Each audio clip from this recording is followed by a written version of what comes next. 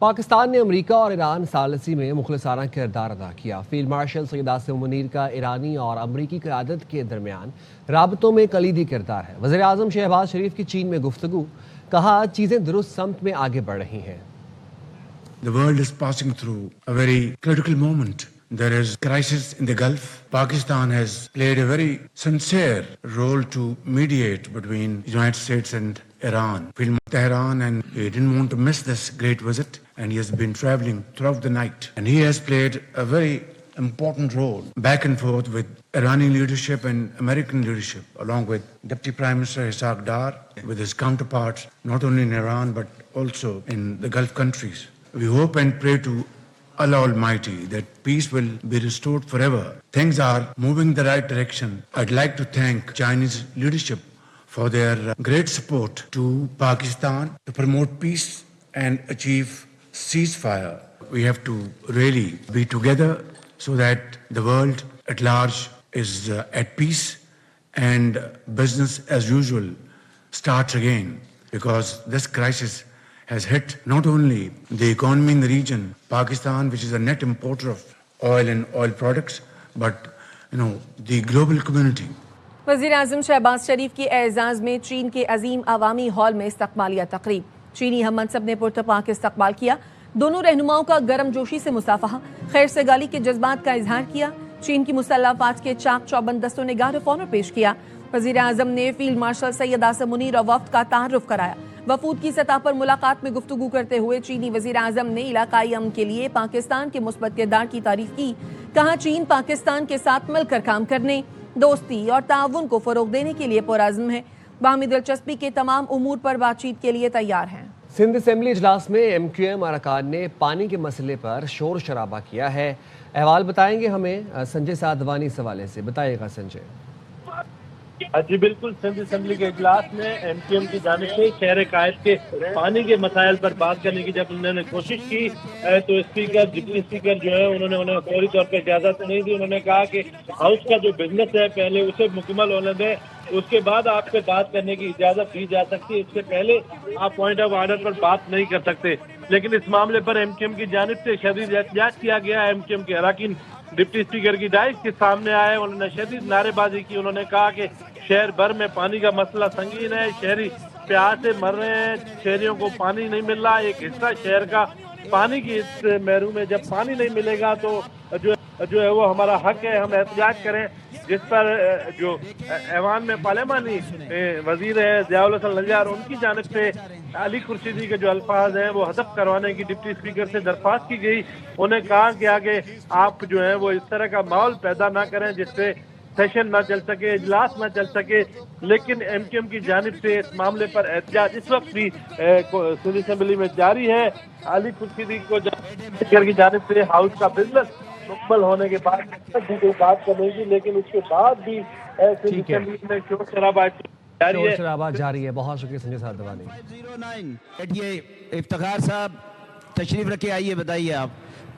اور خبر دیں گے آپ کو، سینیٹر دنیش کمار نے وزارت خزانہ سے سربراہان کی تنخواہوں کی تفصیلات طلب کی تھی۔ وزارت خزانہ نے سینیٹ اور سینیٹر دنیش کمار کو تنخواہوں سے متعلق تفصیلات فراہم کر دی۔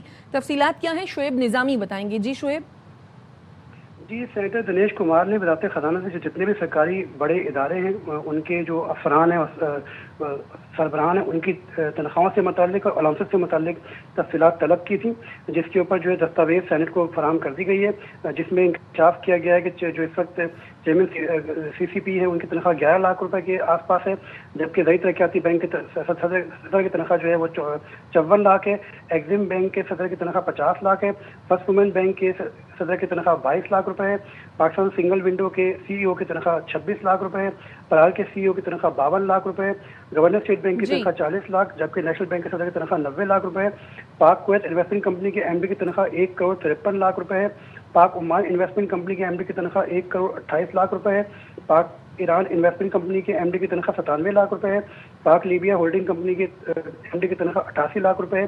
یہ تمام کی تمام تنخواہیں جو ہیں وہ ایک طریقہ کار کے مطابق جو ہے طے کی گئی ہیں، تاہم اور اس کا جو برآمد اثر ہے وہ بجٹ پہ نہیں آتا بلکہ کمپنیاں اس کو اپنے طور پر ادا کرتی ہیں۔ ٹھیک ہے، بہت شکریہ شعیب نظامی۔ راولپنڈی کے تھانہ صدرواہ کے علاقے میں کار سوار ملزمان نے پولیس پر فائرنگ کر دی۔ تفصیل بتائیں گے بابر ملک۔ جی بابر.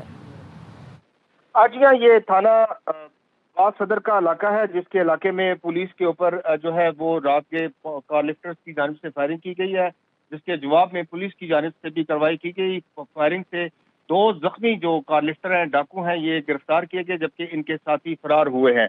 یہ راولپنڈی اسلام آباد میں کار لفٹنگ اور فراڈ کے بڑے مقدمات میں ملوث تھے. تاہم اس کارروائی کے بعد پولیس کے اعلیٰ حکام موقع پر پہنچے. سی پی او راولپنڈی خالد محمود ہمدانی کی جانب سے اس مقابلے پر ملزمان کی گرفتاری پر 3 کو شاباش دی ہے، اور ساتھ ہی ساتھ ملزمان کے دیگر ساتھیوں کی گرفتاری کے لیے جو ہے وہ چھاپے بھی مارے جا رہے ہیں. جی بابر ملک اپڈیٹ کر رہے تھے، شکریہ. ڈرگ ریگولیٹری اتھارٹی پاکستان نے غیر معیاری سرنجز کے خلاف بڑی کارروائی کی ہے. ڈریپ نے 11 کمپنیز کی 17 آٹو ڈسیبل سنجریز غیر معیاری قرار دے دیں. تفصیل بتائیں گے جہانگیر خان. جی جہانگیر. جی بالکل، ڈرگ ریگولیٹری اتھارٹی پاکستان نے 3 اور 5 ml کی آٹو ڈسیبل سرنجز جو 17 تعداد بتائی گئی ہے ان کو غیر معیاری قرار دیتے ہوئے ان کی فروخت اور استعمال پر فوری پابندی عائد کر دی ہے. ڈریپ نے آٹو ڈسیبل سرنجز کے میڈیکل پروڈکٹ الرٹس بھی جاری کر دیے ہیں، جس کے مطابق ڈریپ نے غیر معیاری 17 ڈسیبل آٹو سرنجز کی سیل اور استعمال پر پابندی لگاتے ہوئے یہ فیصلہ CDL اور DTL کراچی کی سفارش پر کیا ہے. 17 سرنجز آٹو ڈسیبلٹی ٹیسٹ کے معیار پر پورا نہیں اتری. ان میں 2 چینی کمپنیز کی تیار کردہ 3 سرنجز کے 3 بیجز شامل ہیں جو پاکستان امپورٹ کیے گئے تھے. اسی طرح غیر معیاری آٹو سرنجز ساز کمپنیز کا جو تعلق ہے وہ پنجاب اور خیبر پختونخوا سے ہے. متاثرہ سرنجز آٹو ڈسیبل سسٹم کی خرابی پر دوبارہ استعمال ہو سکتی تھیں، اور یہ صحت عامہ کے لیے سنگین خطرہ ہے، کیونکہ سرنجز کا دوبارہ استعمال ہیپیٹائٹس اور HIV کے پھیلاؤ کا باعث بن سکتا ہے. اس حوالے سے ڈریپ نے صوبوں کو غیر معیاری آٹو ڈسیبل سرنجز کی روک تھام کے لیے فوری اقدامات کرنے اور متاثرہ بیجز کی نشاندہی کر کے مارکیٹ سے ان کو فوری طور پر ضبط کرنے کی ہدایات جاری کر دی ہیں. جی جہانگیر خان اپڈیٹ کر رہے تھے، شکریہ. وزیر اعلیٰ پنجاب نے ڈپٹی کمشنر DPOs کو عید الاضحیٰ کے پیش نظر بسوں اور اڈوں کی چیکنگ کا حکم دے دیا ہے. مریم نواز نے اوور چارجنگ کے سدباب کے لیے ہر بس اور بس اسٹینڈ پہ کرایہ نامہ آویزاں کرنے